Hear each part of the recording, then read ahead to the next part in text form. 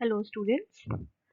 पिछले वीडियो में हमने परामर्शन में जो नैतिक मुद्दे उठते हैं उन पर एक नज़र डाली थी। अब आज की वीडियो में हम देखेंगे कि परामर्शन में क्या कानूनी मुद्दे उठकर सामने आते हैं। तो सबसे पहले हम देखते हैं कि काउंसलिंग में यानी परामर्शन में ड्यूटी और देखभाल का एक मानक होता है जो अपेक्षा की जाती है कि सभी परामर्शदाता यानी काउंसलर्स उनका पालन करेंगे, मानेंगे। तो परामर्श संबंध जो है उस पर जो कानूनी परिप्रेक्ष्य है वो कर्तव्य की धारणा से शुरू होता है। कैसा कर्तव्य? कर्तव्य ग्राहक के सर्वश्रेष्ठ हित में कार्य करने के लिए, जो उसकी भलाई की तरफ हो, जो भलाई करे हमारे ग्राहक की। तो ये ऐसा करना हर परामर्शक का, हर परामर्शदाता का एक कानूनी दायित्व होता है। तो इसमें देखभाल के लिए एक मानक उपयोग होता है जो काउंसलर के सीखने, उसके कौशल और नैतिकता के साथ संगत होता है और उसी परिस्थिति में कार्य करने वाले जो अन्य परामर्शक हैं उनसे अपेक्षित होता है। कर्तव्य की अवधारणा जो है काउंसलिंग में यानी परामर्शन में, वह इस मान्यता पर आधारित है कि जो पेशेवर परामर्शदाता हैं यानी प्रोफेशनल काउंसलर्स हैं, वो अपने ग्राहकों के साथ एक फिड्यूशरी संबंध स्थापित करेंगे। फिड्यूशरी संबंध का अर्थ है ऐसा संबंध जिसमें एक व्यक्ति दूसरे व्यक्ति के सर्वोत्तम हित में कार्य करने का दावा करता है और सामने वाला व्यक्ति, दूसरा व्यक्ति उस भरोसे को, उस विश्वास को स्वीकार करता है।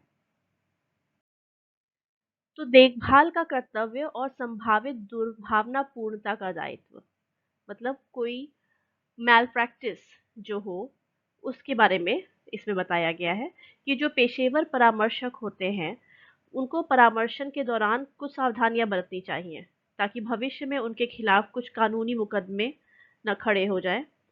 जैसे परामर्शकों को कानून की अदालत में कई चीज़ों के बारे में मुकदमा झेलना पड़ सकता है। मान लीजिए एक परामर्शक ने किसी ग्राहक के प्रति गलत तरीके से काम किया या जहां उसे कार्य करना चाहिए था वहां उसने कार्य नहीं किया, वह कार्य करने में विफल रहा, या जब उसने कोई कार्य किया या उसने निष्क्रियता दिखाई, कार्य नहीं किया, तो उसका यह परिणाम हुआ कि ग्राहक को और अधिक नुकसान हो गया।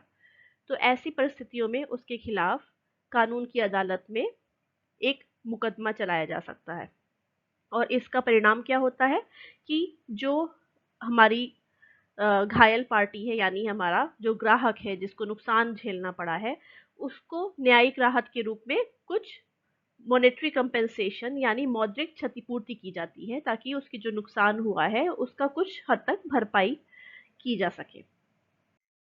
तो लॉ ऑफ टॉर्ट्स के बारे में जानेंगे जिसको कहते हैं यातना का कानून। तो परामर्शन में यातना के कानून के अंतर्गत दो तरह की चीज़ें आती हैं। मतलब ये इसमें ये बताया गया है इस कानून में कि क्या-क्या चीज़ें हैं, क्या-क्या व्यवहार है, क्या-क्या परिस्थितियों में कैसा व्यवहार परामर्शक करेगा जिसको कि लापरवाही माना जाएगा या कदाचार की श्रेणी में रखा जाएगा। मतलब केयरलेसनेस, लापरवाही या कदाचार, मैल प्रैक्टिस। अब दोनों में अंतर क्या है ये भी देखने की ज़रूरत है, लेकिन पहले हम देखेंगे कि लापरवाही किसे कहते हैं। तो ये मुख्य क्षेत्र है जहां अक्सर ऐसा देखा गया है कि परामर्शदाताओं के खिलाफ कानूनी कार्रवाई हो सकती है। यातना जो है मूल रूप से व्यक्ति, संपत्ति या व्यक्ति की प्रतिष्ठा के खिलाफ एक निजी चोट होती है, जिसके लिए कानूनी कार्रवाई की जाती है। यातनाएं कई प्रकार का रूप ले सकती हैं और दो श्रेणियों में बांटी गई हैं। पहला है लापरवाही, दूसरा है कदाचार यानी मैल प्रैक्टिस। तो अभी हम पहले लापरवाही के बारे में देखेंगे। तो पहला जो है, जो श्रेणी है उसे लापरवाही कहा जाता है और वो कब कहेंगे कि परामर्शक ने लापरवाही की, जब एक व्यक्ति दूसरे व्यक्ति के प्रति जो अपना दायित्व है उसका उल्लंघन कर देता है, लेकिन अनजाने में। यहाँ पर ये ध्यान देने की बात है कि वो अनजाने में अपने दायित्व नहीं पूरे करता, उसका उल्लंघन कर देता है और परामर्शक का दायित्व होता है कि वो ग्राहक की देखभाल करे और जो उसका कौशल है, जो उसका प्रशिक्षण है, उसका उपयोग सही तरह से करे ताकि ग्राहक का सर्वोत्तम भला किया जा सके। लेकिन अगर वो ऐसा करने से चूकता है तो इसे लापरवाही कहा जाएगा। और अगर जो सुरक्षात्मक कानून बने हैं ग्राहक की सुरक्षा के लिए, अगर उनका भी पालन करने में वह विफल होता है, तो कहा जाएगा कि परामर्शक जो है वो उसने लापरवाही की और इसलिए वो उसके खिलाफ कानूनन कार्यवाही की जा सकती है। तो लापरवाही कब मानी जाएगी? जब 4 शर्तें पूरी होती हैं और ये चारों का ही पूरा होना ज़रूरी है, तभी परामर्शदाता को लापरवाही के लिए उत्तरदायी माना जा सकता है। पहली शर्त है कि ग्राहक के प्रति परामर्शदाता का जो कर्तव्य था, वो बाकी था, वो उसने पूरा नहीं किया। दूसरा, कि परामर्शदाता ने उस कर्तव्य का उल्लंघन किया, मतलब जो कर्तव्य उसे करना चाहिए था, वो उसने नहीं किया, उसका उल्लंघन किया, कुछ अलग किया जो उसे नहीं करना चाहिए था। तीसरा है कि उस कर्तव्य के उल्लंघन से ग्राहक को जो क्षति पहुंची, उन दोनों चीजों में एक कारक भूमिका होनी चाहिए। मतलब कि जो कर्तव्य उसने नहीं किया और जिस प्रकार की क्षति पहुंची, उनके बीच में एक कारक संबंध होना चाहिए। मतलब यह स्थापित होना चाहिए कि जो कार्य उसने किया या नहीं किया, उसके कारण इस तरह की क्षति आमतौर पे देखी जाती है। और चौथा जो शर्त है वो ये है कि ग्राहक को क्षति पहुंची। मतलब तीसरी शर्त पूरी होना ही सिर्फ काफी नहीं है कि जो कार्य किया गया या नहीं किया गया, मतलब जिस कर्तव्य का उल्लंघन किया गया उसके कारण ग्राहक को इस प्रकार की क्षति आमतौर पे पहुंचती है, बस यही साबित होना काफी नहीं है। यह भी होना चाहिए कि हाँ, आमतौर पे क्षति पहुंचती है, पर इस केस में ग्राहक को सचमुच भी यह क्षति पहुंची। तो ये चारों जब शर्तें पूरी होती हैं, चारों कंडीशंस पूरी होती हैं, तभी किसी परामर्शदाता को लापरवाही के लिए उत्तरदायी ठहराया जा सकता है। तो ये पहली श्रेणी थी जो कि यातना के कानून के अंतर्गत आती है। यातना का दूसरा रूप जो है उसे बोलते हैं कदाचार। कदाचार यानी मैल प्रैक्टिस। कदाचार क्या होता है? कदाचार वह शब्द है जो पेशेवर परामर्शदाताओं के विरुद्ध अधिकांश नागरिक नागरिक मुकदमों से संबंधित है। कदाचारिता का मुकदमा पेशेवर पेशेवर जिम्मेदारियों और कर्तव्यों को निभाने में लापरवाही पर आधारित है। तो इसमें ये ध्यान देने की बात है कि ये भी एक प्रकार की लापरवाही ही है, लेकिन हमने जो पिछला लापरवाही देखा उसमें मैंने आपको ध्यान दिलाया था कि वो अनजाने में की गई लापरवाही है। यहाँ पर क्या है कि ये अनजाने में की गई लापरवाही नहीं है। यह लापरवाही मतलब आपकी जिम्मेदारियों और कर्तव्यों को निभाने में जो लापरवाही हुई है, वो अनजाने में नहीं बल्कि जानबूझकर की गई हो। तो पेशेवर कदाचार आमतौर पर केवल वहीं पे लागू होता है जहां कोई लाइसेंस प्राप्त या प्रमाणित पेशेवर व्यक्ति किसी ग्राहक को जानबूझकर भावनात्मक संकट या अन्य परेशानियों में डाल देता है, तो उसे कदाचार की श्रेणी में रखा जाता है। अब कदाचार आमतौर पर किन स्थितियों में पाया जाएगा वो देखते हैं। तो पहली कंडीशन है, पहला है कि जब परामर्शदाता द्वारा इस्तेमाल की जाने वाली प्रक्रिया उसके स्वीकृत पेशेवर अभ्यास के दायरे में न आती हो। यानी उसने जो प्रैक्टिस जो प्रोफेशनल प्रैक्टिस है, हमारे परामर्शदाता की जो प्रोफेशनल प्रैक्टिस है, उसके लिए जो स्वीकार्य प्रक्रियाएं हैं, जो प्रक्रियाएं उसे प्रयोग करने का अधिकार है, वो प्रक्रियाएं उसने इस्तेमाल नहीं की, उस दायरे से बाहर जाके कुछ प्रक्रिया प्रयोग की काउंसलिंग में यानी परामर्शन में, तो ये माना जाएगा कि उसने जानते बूझते लापरवाही की है, जिससे हमारे ग्राहक का नुकसान हो सकता है और इसलिए ये कदाचार की श्रेणी में आता है।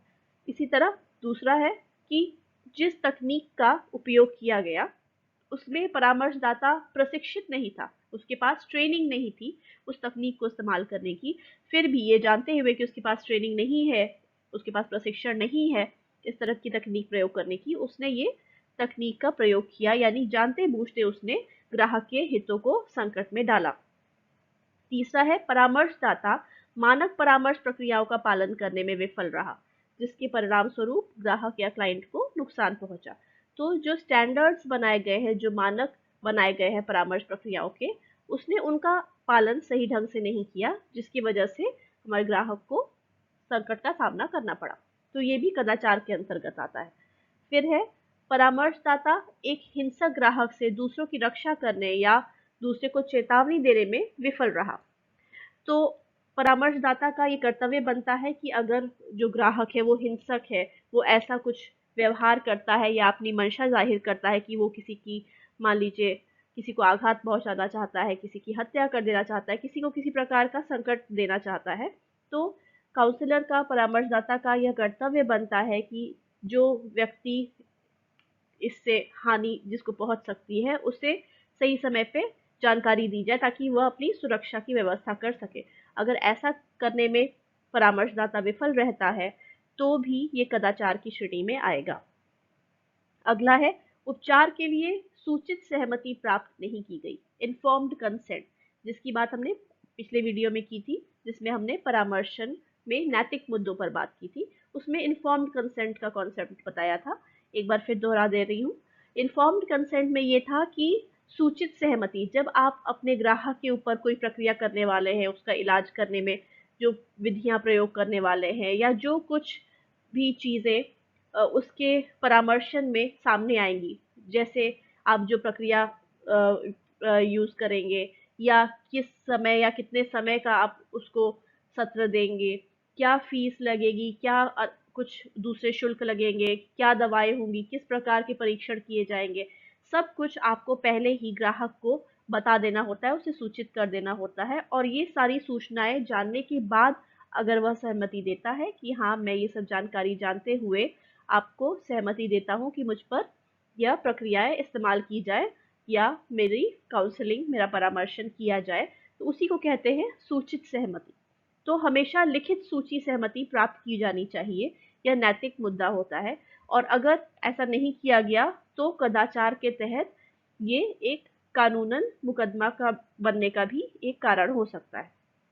अगला है, परामर्शदाता उपचार के संभावित परिणामों की व्याख्या करने में विफल रहा। तो परामर्शदाता को चाहिए कि जो उपचार वह करने जा रहा है ग्राहक के लिए, वो पहले ही बता दे कि क्या संभावित है, उसके किस प्रकार के अच्छे या बुरे परिणाम सामने आएंगे। अगर वो ऐसा नहीं बताता है उपचार शुरू करने से पहले, और कुछ ऐसा परिणाम आता है जो कि ठीक नहीं है, जिससे ग्राहकों को नुकसान पहुंचता है, तो वह कानून के संरक्षण में जा सकता है इस मुद्दे को लेकर। अब एक है इरादतन यातना, जिसमें कि आप जानबूझकर यातना दे रहे हैं, तो कदाचार भी इरादतन यातना के ही तहत आता है, लेकिन वो उस तरह की लापरवाही है या यातना है जो कि आप अपने पेशे में कर रहे हैं, अपने परामर्शदाता होने के क्षेत्र में कर रहे हैं। यहाँ पर अत्याचार की अलग श्रेणी है, जहाँ पे आप प्रत्यक्ष रूप से किसी व्यक्ति के कानूनी अधिकारों का हनन कर रहे हैं जानबूझकर, जैसे कि गोपनीयता का हनन, जो राइट टू कॉन्फिडेंशियलिटी है हमारे ग्राहक की, उसका आप हनन कर रहे हैं। उसने आपको अपनी सारी गुप्त बातें और जो भी जानकारी आपने मांगी, उसने सब आपसे साझा की, लेकिन आपने उसको बताए बिना यह जानकारी और लोगों में भी बांट दी, और लोगों के साथ ये बातें शेयर की, डिस्कस किया, तो ये गोपनीयता का हनन हुआ। इसके अलावा इरादतन यातना में और भी चीजें आती हैं, जैसे अन्य जानबूझकर दी गई यातना, जैसे चरित्र की बदनामी करना, ग्राहक पर हमला करना, उसके साथ मारपीट करना, उसको भावनात्मक नुकसान या पीड़ा पहुंचाना, और उसके हितों की जानबूझकर उल्लंघन करना, ये इनमें या इरादतन यातना में शामिल है। अब हम देखेंगे कि परामर्शदाताओं के खिलाफ क्या आम शिकायतें आमतौर पे आती है, किस तरह के कानूनी मुकदमे उनके खिलाफ खड़े होते हैं। इसमें पहला है लाइसेंसर बोर्ड को शिकायतें। तो लाइसेंसर बोर्ड जो है, यानी जिस बोर्ड ने परामर्शदाता को लाइसेंस दिया है परामर्शन करने का, उससे शिकायत की जाती है, और अधिकांशतः इस उद्देश्य से की जाती है कि परामर्शदाता का जो लाइसेंस है उसको निलंबित कर दिया जाए, सस्पेंड कर दिया जाए कुछ समय के लिए, या पूरी तरह से निरस्त कर दिया जाए। तो हम देखेंगे कि किस तरह के ऐसे व्यवहार हैं जिसमें संलग्न होने से आपके खिलाफ, एक परामर्शदाता के खिलाफ, एक लाइसेंसर बोर्ड की शिकायत हो सकती है। तो ये है कि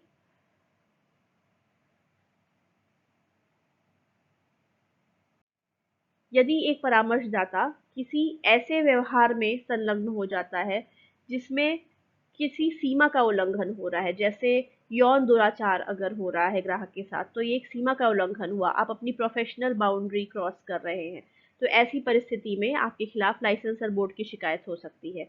इसके अलावा जो नियोजित चिकित्सक हैं आपके साथ, आपने उनके क्रेडेंशियल्स की जांच नहीं की।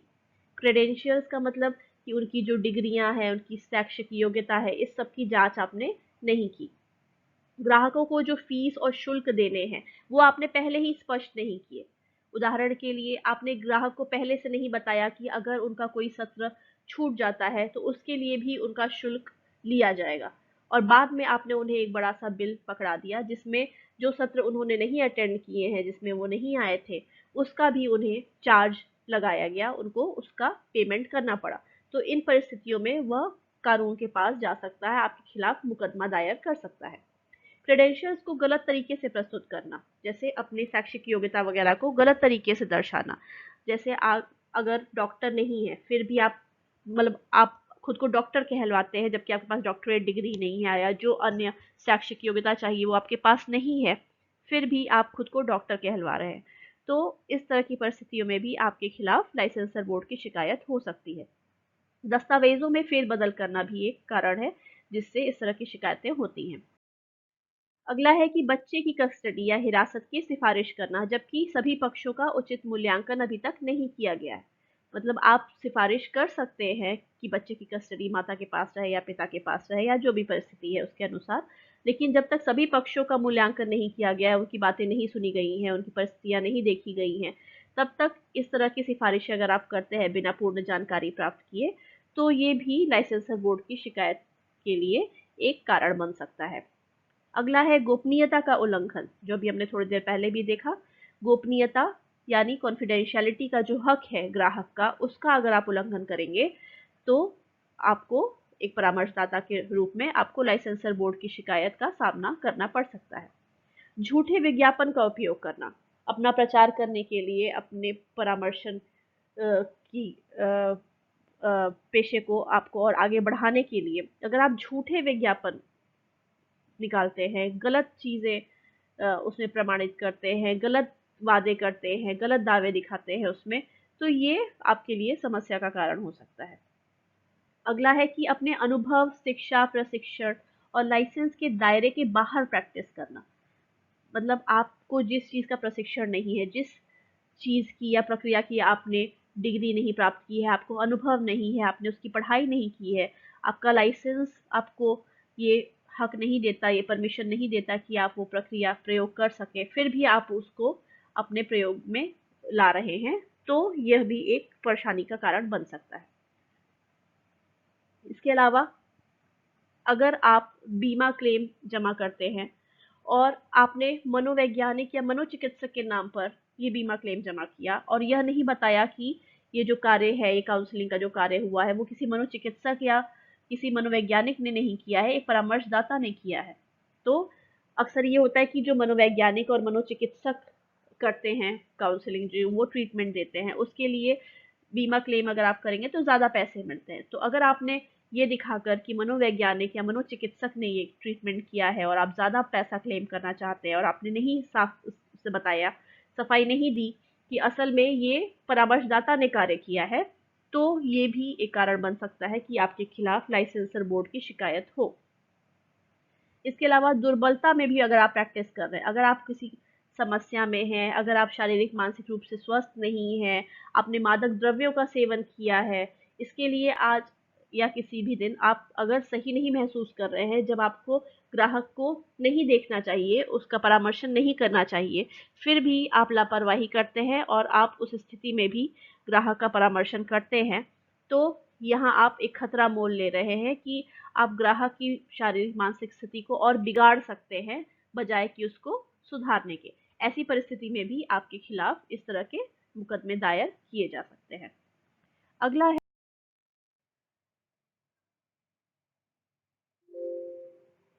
अगला हम देखेंगे कि परामर्शदाता जो है वो क्या ऐसी चीजें करे जिससे कि इस तरह की शिकायतों से वो बच सके, उसे क्या ऐसे प्रिकॉशंस लेने चाहिए, क्या बचाव के तरीके इस्तेमाल करना चाहिए ताकि वो ऐसी शिकायतों से रूबरू न हो या इनका खतरा कम हो सके। तो सबसे पहले एक परामर्शदाता के रूप में आपको अपने लाइसेंस बोर्ड की जो भी विधियां हैं, जो नियम हैं, ये सभी ज्ञात होने चाहिए। एसीए यानी अमेरिकन काउंसलिंग एसोसिएशन की जो आचार संहिता बनी है, उसका जो अभी वर्तमान प्रति है वो आपको प्राप्त करना चाहिए और अच्छे से पढ़ना चाहिए। इन दस्तावेजों को आपको समय समय पर पढ़ते रहना चाहिए, रिवाइज करते रहना चाहिए, ताकि उसमें जो भी नए संशोधन हो रहे हैं, जो नई चीज़ें जोड़ी जा रही हैं या हटाई जा रही हैं, उससे आप अप टू डेट रहें, आपको सब चीज़ों की जानकारी हो। दूसरा, हमेशा अपनी साख यानी आपकी क्रेडेंशियल्स जो है, आपकी डिग्रियाँ, आपकी शैक्षिक उपलब्धियाँ और अपने पेशेवर पहचान को सही-सही ढंग से दर्शाएँ। जैसे उदाहरण के लिए मान लीजिए, यदि कोई ग्राहक आपको गलती से किसी शीर्षक का प्रयोग करता है, जैसे अगर आप डॉक्टर नहीं हैं और आपको डॉक्टर बोलता है, तो आपको उसको वहीं पर सुधार करना चाहिए कि वह आपकी सही पेशेवर पहचान का प्रयोग करे, ना कि कुछ गलत शब्द आप पर लागू करे। दूसरा, अगर जो सुपरवाइजर्स हैं, जैसे जो भी परामर्शदाता होते हैं, उनकी जो सुपरवाइजर है, जो उनको परामर्शन की क्रिया में सुपरवाइज कर रहे हैं, उनका पर्यवेक्षण कर रहे हैं, उनको भी ये सुनिश्चित करना चाहिए कि जो उनके अंडर सुपरवाइजरी काम कर रहे हैं, वो न सिर्फ अपनी पेशेवर पहचान और साख, बल्कि अपने पर्यवेक्षक के क्रेडेंशियल्स भी सटीक रूप से दर्शाएं। इसके अलावा सूचित सहमति या पेशेवर प्रकटीकरण का मसौदा यानी ड्राफ्ट बहुत ही ध्यानपूर्वक तैयार करना चाहिए। मतलब आप अपना प्रोफेशनल डिस्क्लोजर जो दे रहे हैं और जो इन्फॉर्म्ड कंसेंट का फॉर्म वगैरह बना रहे हैं, वो बहुत ही ध्यान से, बहुत ही केयरफुली आपको बनाना चाहिए। और जो भी आपकी निर्दिष्ट फीस है या जो भी शुल्क लगने हैं, वो सब लिखित में बयान होने चाहिए। आपको नियमित रूप से लाइसेंस बोर्ड की आवश्यकता के अनुसार और वैसे भी नियम से समय-समय पर अपनी शिक्षा जारी रखनी चाहिए, क्योंकि समय-समय पर इन चीज़ों में परिवर्तन होते रहते हैं। जनरल फिजिशियंस और अन्य प्रकार के जो डॉक्टर्स भी हैं, समय-समय पर नई दवाएँ बनती रहती हैं, नई-नई बीमारियाँ आती रहती हैं, नए-नए तरह के परेशानियाँ या अलग-अलग तरह के शारीरिक संकेत वगैरह आते रहते हैं अलग-अलग बीमारियों के लिए, तो वो समय-समय पर इन चीज़ों का अध्ययन करते रहते हैं। ऐसा नहीं है कि एक बार उन्होंने पढ़ लिया, डिग्री प्राप्त कर ली, तो वो पढ़ना, अध्ययन करना छोड़ देते हैं। इसी तरह परामर्शदाताओं को भी चाहिए कि वो समय-समय पर इस तरह के अध्ययन में लगे रहें, लगातार नई जानकारियाँ और नए अपडेट्स जो हो रहे हैं उनके क्षेत्र में, उससे वो सजग रहें, वाकिफ़ रहें। इसके अलावा हानिकारक दोहरे संबंधों से बचने के लिए बहुत ही सतर्क और सावधान रहना चाहिए। क्लाइंट के साथ, ग्राहक के साथ किसी भी सीमा का उल्लंघन नहीं करें और आचार संहिता में जो भी परिवर्तन हो रहे हैं इस विषय पर, उसके बारे में सजग रहें। आपको एक विश्वसनीय सहयोगियों का एक समूह बनाना चाहिए, जिसमें एक वकील भी शामिल हो, ताकि जब आपके ऊपर इस तरह के कानूनी मुकदमे दायर हों या कुछ कानूनी दांव-पेच सामने आएँ, तो उस कठिन परिस्थिति में वे आपकी सही सहायता कर सकें। आपने जो-जो कदम उठाए हैं ग्राहक की मदद के लिए या जो कदम नहीं भी उठाए, वो क्या कदम है, किस कारणों से आपने उठाए या नहीं उठाए, क्या परिणाम हो सकता था उसका और आपने क्या फैसले लिए, ये सब भी आप एक जगह लिखते जाएँ। एक लाइसेंस बोर्ड की शिकायत का जब सामना हो, तो आपको कानूनी सलाह प्राप्त करनी चाहिए और कदाचार की नीतियाँ जो हैं, वो देखनी चाहिए। और सबसे पहले तो कोशिश करनी चाहिए कि जब ग्राहक किसी प्रकार की शिकायत करे आपसे, तो आप उस शिकायत को बहुत ही गंभीरता से लें और उसको सॉल्व करने की कोशिश करें, उसका समाधान करने की कोशिश करें, इससे पहले कि वो बात आगे बढ़े और आपके खिलाफ कानूनी कार्रवाई हो और वो आप औपचारिक शिकायत बन जाए। अक्सर देखा जाता है कि मौद्रिक विवाद जो होते हैं, पैसे रुपए को लेकर जो झंझट होता है, उसकी वजह से अक्सर शिकायतें कोर्ट में होती हैं काउंसलर्स के खिलाफ। तो इसलिए आपको कहीं भी किसी संग्रह एजेंसी में जब आपको बिल जमा करना हो अपने परामर्शन के लिए, तो आपको 2 बार सोचना चाहिए और बहुत ही ध्यानपूर्वक ऐसा करना चाहिए और ऐसा करने से पहले कानूनी सलाह भी प्राप्त करनी चाहिए। इसके अलावा आपको वेबसाइट से, जो लाइसेंस बोर्ड है आपका, उसकी वेबसाइट से जो आजकल नए मुद्दे और शिकायतें आ रही हैं परामर्शदाताओं के खिलाफ, उसके बारे में जानकारी प्राप्त करते रहना चाहिए और उन मामलों में और सतर्कता बरतनी चाहिए। अगला हम देखेंगे निदान और उपचार का दायरा। ये दूसरा क्षेत्र है जिसको लेकर अक्सर काउंसलर्स के खिलाफ, परामर्शदाताओं के खिलाफ मुकदमे किए जाते हैं। तो एक लाइसेंस प्राप्त परामर्शदाता के लिए विशिष्ट मानसिक स्वास्थ्य समस्या का निदान करना आवश्यक है और उसमें उसे अपनी शिक्षा, प्रशिक्षण, अनुभव और अन्य योग्यताओं का प्रयोग करना चाहिए। तो यदि परामर्शदाता मानसिक स्वास्थ्य का निदान करता है, तो उसे वही देखभाल और कौशल दिखलाना चाहिए जो वैसी योग्यता रखने वाले, वैसा लाइसेंस रखने वाले अन्य परामर्शदाताओं से अपेक्षित होती है। ये भी तय है कि आप जो निदान देंगे यानी जो डायग्नोसिस करेंगे, जो बीमारी पकड़ेंगे, उसी के अनुसार फिर आप उसका उपचार भी करेंगे। तो इसलिए बहुत ज़रूरी है कि निदान जो आप कर रहे हैं, वो सही दायरे में रहते हुए करें, सही जानकारी और सही अपने प्रशिक्षण और कौशल के आधार पे ध्यानपूर्वक करें। आप जो उपचार प्रदान करते हैं ग्राहक को, वो भी आपको देख लेना चाहिए कि जो स्वीकृत मानक हैं, जो स्टैंडर्ड्स हैं, उसके अनुरूप ही हो। तभी आप संभावित कानूनी समस्याओं से बच पाएंगे।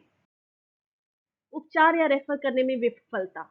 अगर आप पाते हैं कि आप व्यक्ति का उपचार करने में सक्षम नहीं हैं क्योंकि आपका प्रशिक्षण, आपका कौशल, आपकी जानकारी, आपका अनुभव ऐसा नहीं है कि आप इस तरह की समस्या से जो कि आपके ग्राहक को है, उससे निपट सके, तो आपको सावधानी से उपचार करना चाहिए। और अगर आपको लगे कि आप नहीं सक्षम हैं आप ये कर पाने में, तो आपको सही जगह पर उस व्यक्ति को रेफर करना चाहिए। अगर आप ऐसा करने में फेल होते हैं, विफल होते हैं, तो ये आपके लिए एक कानूनी पचड़ा बन सकता है। ये प्रक्रिया काफ़ी सरल लग सकती है, लेकिन आम तौर में लगभग रोज़ ऐसे असंख्य मुद्दे उठते हैं, जो परामर्शदाता की ज़िम्मेदारियों को और भी जटिल बना देते हैं। इसलिए उन्हें ध्यान रखना चाहिए कि जिसके लिए वे प्रशिक्षित हैं, जिसकी उन्हें ट्रेनिंग है, अनुभव है, वैसी ही प्रक्रियाएँ इस्तेमाल करें और सही ढंग से उपचार करें, और यदि यह संभव नहीं हो, तो व्यक्ति को सही जगह रेफ़र करें। अगला है समूह परामर्शन यानी ग्रुप काउंसलिंग। ग्रुप काउंसलिंग के अपने अलग तरह की समस्याएं होती हैं। समूह में प्रत्येक सदस्य के लिए परामर्शदाता का कर्तव्य एक वैयक्तिक परामर्शन के समान ही होता है। एक सक्षम परामर्शदाता से ये उम्मीद की जाती है कि वो देखभाल के मानकों का सही प्रयोग करे और तब उसके अनुसार ही व्यावसायिक सेवाएं दे। यदि परामर्शदाता उन मानकों के अनुसार प्रैक्टिस नहीं करते हैं, तो वे ग्राहकों के लिए पेशेवर कर्तव्य के उल्लंघन के उत्तरदायी हो सकते हैं। समूह का नेतृत्व कर रहे परामर्शदाता को समूह कार्य की तकनीकों में अच्छी तरह से प्रशिक्षित और कुशल होना चाहिए, और सही मानकों का प्रयोग करने के प्रति भी सजग रहना चाहिए। जैसे विशेषाधिकार प्राप्त संचार की अवधारणा हमेशा समूहों में लागू नहीं हो सकती। यह जानकारी आपको पहले ही समूह के सदस्यों को बता देनी चाहिए। गोपनीयता की जब बात हम करते हैं, तो वह भी समूह में लागू नहीं हो सकती। यह भी आपको पहले ही उन्हें अवगत करा देना चाहिए, क्योंकि गोपनीयता के लिए कि आपकी जानकारी कहीं बाहर न जाए, किसी दूसरे व्यक्ति से न शेयर हो, ये बात तो जो आपका परामर्शदाता है वह पूरी कर सकता है। लेकिन जब समूह में आप 4 और लोगों के साथ ये बातें शेयर कर रहे हैं, तब वहाँ इतना संभव नहीं है कि हम दूसरों से भी ये उम्मीद करें कि वह आपकी बातों को गोपनीय रखेंगे। तो यह पहले ही बता देना चाहिए कि यहाँ पर आपके पास यह सब अधिकार नहीं है जब आप समूह परामर्शन में भाग लेते हैं। तो कानूनी और नैतिक जटिलताएं तब पैदा हो जाती हैं जब आपकी जो उपचार कार्यक्रम की संरचना है या अन्य प्रशासनिक निर्णयों के कारण आपको समूह कार्य में वैसी प्रक्रियाएं शामिल करनी पड़ जाए जो कि सर्वोत्तम प्रथाओं के अंतर्गत नहीं आती, बेस्ट प्रैक्टिसेस के अंतर्गत नहीं आती। और ध्यान दीजिए, परामर्शक के तौर पे आपका दायित्व है कि आप अपने ग्राहक के साथ फिड्यूशरी संबंध निभाएं, यानी उसके सर्वोत्तम भला करने के लिए आप कार्य करें। कभी-कभी ये नहीं हो पाता है क्योंकि उपचार कार्यक्रम की संरचना ऐसी नहीं है या अन्य कारणों की वजह से ऐसा नहीं हो पाता है। तो यहाँ पर आपको ज़्यादा सचेत रहने की ज़रूरत। परामर्शदाता को हमेशा समूह की बातचीत की गुणवत्ता का मूल्यांकन करते रहना चाहिए। हर विषय जो वहाँ पे डिस्कस हो रहा है, जिसके बारे में चर्चा हो रही है, वह कितना उपयुक्त है हर सदस्य के लिए, ये देखना चाहिए। ऐसा ना हो कि एक सदस्य के लिए वह किसी काम का नहीं है, वो जानकारी कोई फायदे की नहीं है, और बाकी 4-5 लोगों के लिए है, और वो लोग आपस में ही चर्चा किए जा रहे हैं, और वह सदस्य इकलौता वो अलग सा महसूस कर रहा है। उसे लग रहा है कि उसे तो इस ग्रुप काउंसलिंग में, समूह परामर्श में भाग लेने पर कोई फायदा ही नहीं हो रहा है। तो ऐसा नहीं होना चाहिए। ऐसे मुद्दे ही डिस्कस होने चाहिए जो सबके फायदे के हों, सबके काम के हों। यह भी आकलन करना चाहिए कि क्या किसी सदस्य को ऐसा आपको प्रतीत होता है कि अतिरिक्त सहायता की ज़रूरत है? अगर ऐसा लगता है, तो क्या किसी अतिरिक्त पेशेवर परामर्शदाता को भी समूह में शामिल कर लेना चाहिए आपके अलावा? ये सब बातों पर आपको बहुत ही ध्यानपूर्वक विचार करने की ज़रूरत है। परामर्शदाता को एक समूह के भीतर अप्रत्याशित मुठभेड़ों के लिए भी सतर्क रहना चाहिए। अक्सर लोगों के बीच में लड़ाइयाँ झगड़े हो जाते हैं, बहस बहुत आपस में बढ़ जाती है। तो ऐसे समय पे उन्हें अधिक सतर्क होना चाहिए और अपने पेशेवर कौशल का इस्तेमाल करते समय ऐसी विस्फोटक स्थितियों को संभालने के लिए तैयार होना चाहिए, ताकि किसी भी सदस्य की समस्या ज़्यादा ना बढ़े, उन्हें कोई परेशानी ना हो, उनकी सुरक्षा को सुनिश्चित किया जा सके। अगला क्षेत्र जो है जिसको लेकर परामर्शकों के खिलाफ आप देखेंगे कि मुकदमे दायर हो जाते हैं, वो है संकट हस्तक्षेप यानी क्राइसिस इंटरवेंशन। क्राइसिस क्या होता है? जब अचानक कोई आपदा या विपत्ति आ गई है, जिसमें तत्काल आपको किसी व्यक्ति की आवश्यकताओं को संबोधित करना, ताकि वह शारीरिक मानसिक रूप से स्थिर हो सके और स्व-निर्देशन के काबिल बन सके। तो अमेरिकन रेड क्रॉस सोसाइटी या अन्य आपदा प्रतिक्रिया संगठन जो हैं, वो मानसिक स्वास्थ्य पेशेवरों के लिए व्यापक स्तर पर, वृहद स्तर पर प्रशिक्षण प्रदान करते हैं, ताकि आपदा के समय में वे ऐसे लोगों को सेवाएं दे सकें। अब ये कई प्रकार की आपदाएं हो सकती हैं, जैसे प्राकृतिक आपदा हो सकती है, जैसे आग लग जाना, भूकंप, बाढ़ आ जाना इत्यादि। इसके अलावा भी अन्य तरह की आपदाएं जो कि मानव निर्मित आपदाएं हैं, वो भी हो सकती हैं, जैसे स्कूल या कार्यस्थल में बंदूकें चलने की वारदात हो जाना, या बंधक बना लिया जाना, या कुछ आतंकवादी गतिविधियां। इनसे भी जूझने वाले जो व्यक्ति हैं, उन्हें काउंसलिंग या परामर्शन की आवश्यकता हो सकती है। ऐसे क्षेत्रों में परामर्शक का रोल होता है। तो इस प्रकार की स्थिति में सबसे पहली चीज़ ये है कि जो परामर्शक है या परामर्शदाता है, उसका ऐसे व्यक्ति से पहले से कोई संबंध नहीं होता है, और बहुत संभव है कि जब वो पीड़ित व्यक्ति स्थिर हो जाए, तो उसके बाद भविष्य में भी उसका परामर्शदाता से कोई संपर्क नहीं हो। तो इस परिस्थिति में सिर्फ एक सामान्य कानूनी सिद्धांत है जो लागू होता है, और वो ये है कि एक व्यक्ति दूसरे को नुकसान पहुंचाने के लिए तभी तक जिम्मेदार है, जब उचित देखभाल कर पाने की वजह से दूसरे को नुकसान होने का खतरा बढ़ जाए। इसका अर्थ है कि परामर्शदाता अगर लापरवाही के केस में फंसा, तो वो तभी फंसेगा जब उसने उचित देखभाल का उपयोग नहीं किया और उसके कारण व्यक्ति को जोखिम हुआ। एक और बात ध्यान देने की है कि ये दोनों शर्तें पूरी होनी चाहिए। मान लीजिए परामर्शदाता ने उचित देखभाल का उपयोग न भी किया हो और लापरवाही के लिए उसको उत्तरदायी समझा जाए, लेकिन अगर उसकी इस लापरवाही से, उस उचित देखभाल नहीं करने से, उसकी इस विफलता से अगर व्यक्ति का जोखिम न बढ़ गया हो, उसकी स्थिति पहले से ज़्यादा बदतर न हो गई हो, तब तक उसे लापरवाही के लिए उत्तरदायी नहीं माना जाएगा। अगला क्षेत्र जो है जिसमें अक्सर देखा जाता है कि परामर्शदाताओं के खिलाफ कंप्लेंट्स आती हैं, कानूनी मुकदमे होते हैं, वो है जन्म नियंत्रण और गर्भपात परामर्शन। तो अक्सर ही जो परामर्शदाता है, जो नाबालिगों के साथ काम करते हैं, उन्हें इन तरह की परिस्थितियों से दो चार होना पड़ता है, जब नाबालिग व्यक्ति जन्म नियंत्रण यानी बर्थ कंट्रोल और गर्भपात के विषय में उनसे जानकारी और सलाह की उम्मीद करता है, उनसे अनुरोध करता है। ऐसे में आमतौर पर परामर्शदाता बिना कानून के डर के जन्म नियंत्रण विधियों के बारे में उन्हें सूचना दे सकते हैं, और अगर वे अधिक जानकारी देना चाहें तो ग्राहक को परिवार नियोजन या स्वास्थ्य क्लिनिक रेफर भी करने के लिए स्वतंत्र होते हैं। लेकिन ये जो रेफर करना है किसी स्वास्थ्य क्लिनिक या चिकित्सक के पास, ये तब करना ज़्यादा उचित होता है जब नाबालिग गर्भ निरोधक की जानकारियों के लिए सलाह मांगता है। कुछ राज्यों में नाबालिगों को उनके माता-पिता की सहमति के बिना ऐसी जानकारी प्रदान करने के लिए भी परामर्शदाताओं को जवाबदेह ठहराया जा सकता है।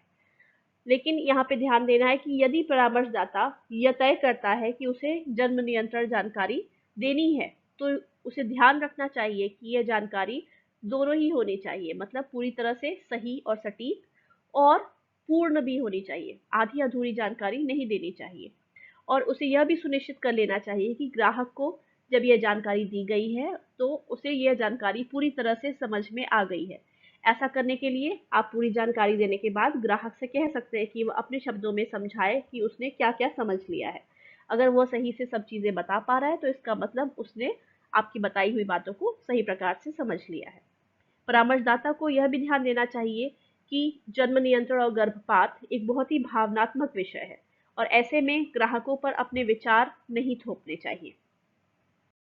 अगला क्षेत्र है यौन दुराचार, जिसमें अक्सर परामर्शदाताओं के खिलाफ कंप्लेंट्स आती हैं।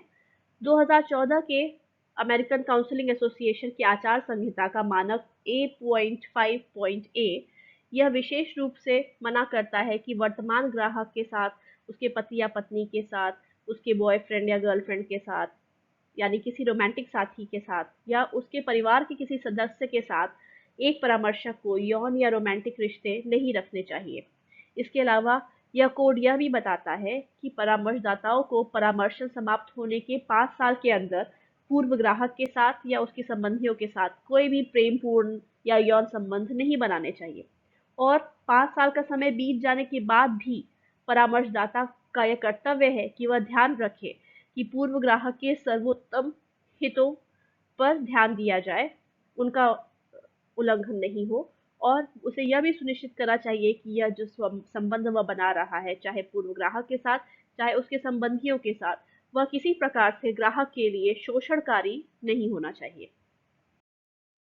अगला है बाल शोषण। बाल शोषण क्या है? बाल शोषण उसे कहते हैं जब शारीरिक या मानसिक चोट, यौन उत्पीड़न या शोषण या अन्य प्रकार का शोषण 18 वर्ष या उससे कम उम्र के बच्चे के साथ लापरवाही से उपचार करना, उसको कुपोषित पाना इत्यादि के रूप में इसको परिभाषित किया जाता है। और ऐसे व्यक्ति द्वारा अगर ये किया जाता है जिसकी यह जिम्मेदारी है कि वह बच्चे का कल्याण करे, जैसे माता पिता या कोई और संरक्षक, उसके द्वारा यह किया जाता है, तो यह चीजें बाल शोषण में आती हैं। तो प्रत्येक स्वास्थ्यकर्मी, शिक्षक, मानव सेवा कार्यकर्ता या कानून प्रवर्तन अधिकारी को यदि संदेह होता है कि किसी बच्चे का बाल शोषण हो रहा हो सकता है, तो उसे तुरंत 24 से 72 घंटों के भीतर इस संदिग्ध दुर्व्यवहार की सूचना दे देनी चाहिए और उसे यह सूचना बाल सुरक्षा सेवा समितियों को देनी चाहिए। बाल दुर्व्यवहार की रिपोर्टिंग करने में किसी प्रकार का कोई कानूनी पछड़ा या किसी प्रकार का जोखिम नहीं है, भले ही बाद में जांच पड़ताल के बाद यह सामने आए कि कोई शोषण नहीं हो रहा था। जब तक कि अगर आपने ऐसी कंप्लेंट कोई द्वेषपूर्ण इरादे से नहीं की हो, किसी के खिलाफ बदला लेने के इरादे से न की हो, तब तक आपको अगर संशय होता है कि किसी बच्चे के साथ कुछ दुर्व्यवहार हो सकता है, भले ही आप पूरी तरह से नहीं कह सकते कि ऐसा ही है, अगर आपको संशय भी होता है तो आप ये कंप्लेन दायर कर सकते हैं। लेकिन एक बात ध्यान देने की है कि यदि ऐसा कुछ पता चलता है कि बाल शोषण यकीनन हो रहा था और यह भी बात सामने आती है कि आपको शायद इसके बारे में कुछ जानकारी नहीं हो या आपको इसके बारे में कुछ संदेह रहा हो, फिर भी आपने इसके खिलाफ रिपोर्ट नहीं की, आपने इसके बारे में जहां सूचना देनी चाहिए नहीं दी, तो इसके लिए काफी गंभीर परिणाम हो सकते हैं, इसके लिए गंभीर दंड का प्रावधान है। अब आखिरी में हम एक चीज देखेंगे जिसे कहते हैं सबीना, यानी उपस्थिति पत्र। सबीना एक तरह का कानूनी दस्तावेज होता है। अक्सर क्या होता है, जैसे मान लीजिए एक ग्राहक है, वो एक परामर्शदाता से अपनी काउंसलिंग करा रहा है, परामर्शन करा रहा है, और अन्य कोई व्यक्ति जिसका किसी तरह का कानूनी मुकदमा चल रहा हो इस ग्राहक के साथ, तो उस व्यक्ति का वकील यह सोच सकता है कि ग्राहक के परामर्शदाता के पास ज़रूर कुछ न कुछ ऐसी जानकारी होगी जो उस कानूनन मामले में उनके लिए उपयोगी साबित हो सकती है। ऐसे में वह वकील एक सबीना भेज सकता है जो कानूनी दस्तावेज है, जिसमें मांग की जाती है कि कुछ निश्चित जानकारी ग्राहक के बारे में आप उपस्थित करें। जब ऐसा हो, जब एक सबीना प्राप्त हो किसी परामर्शदाता को, तो ग्राहक से चर्चा किए बिना उसे अपने मन से इस सबीना का अनुपालन नहीं करना चाहिए। मतलब उसे अपने मन से जो जानकारी मांगी गई है वो नहीं दे देनी चाहिए। उसे ध्यान रखना चाहिए कि ऐसा करने से ग्राहक की गोपनीयता का हनन होगा। यदि ग्राहक खुद जानकारी देना चाहता है और इसके लिए तैयार है, तब भी ग्राहक से सूचित सहमति प्राप्त करनी चाहिए, जिस पर जो लिखित होनी चाहिए और उस पर उसके हस्ताक्षर भी करा लेने चाहिए, ताकि कल को वो आपके खिलाफ गोपनीयता के हनन के लिए मुकदमा नहीं दायर कर सके। यदि आपका ग्राहक ऐसा नहीं करता है, तो आपको अटॉर्नी से अनुरोध करना चाहिए कि वो मोशन टू क्वैश, यानी खारिज या निरस्त करने का प्रस्ताव दायर करें। इस प्रस्ताव से क्या होता है, इससे हम अपील करते हैं कि जो पहला ऑर्डर आया था उसको निरस्त कर दिया जाए, यानी आपसे सबीना भेजकर जो जानकारी मांगी गई थी वह ऑर्डर निरस्त कर दिया जाए। ऐसे में फिर परामर्शदाता को सबीना का अनुपालन करने की जरूरत नहीं पड़ती है। आपको ऐसी परिस्थिति में हर चीज का रिकॉर्ड भी बनाए रखना चाहिए। पर ध्यान दीजिए कि अगर ऐसा होता है कि आपको सबीना भी प्राप्त होता है और साथ ही कोर्ट का आदेश भी प्राप्त होता है, अदालत भी आपको आदेश देती है कि आप इस तरह की जानकारी अदालत को उपलब्ध कराएं, तो परामर्शदाता को ग्राहक की सहमति लेकर या सहमति के बिना ऐसी जानकारी उसे जारी करनी पड़ेगी। यदि परामर्शदाता ने ऐसा नहीं किया, तो इसके परिणाम स्वरूप उसे अदालत की अवमानना में रखा जा सकता है, यानी कंटेम्प्ट ऑफ कोर्ट। और अदालत की अवमानना करने में आपको बहुत गंभीर परिणाम भुगतने पड़ सकते हैं। इसके लिए बहुत ही कड़े दंड का प्रावधान है। तो आज की वीडियो में हमने देखा कि क्या-क्या वो कानूनी मुद्दे हैं जो कि एक परामर्शक को, एक काउंसलर को फेस करने पड़ सकते हैं, उसका उनसे सामना हो सकता है। धन्यवाद।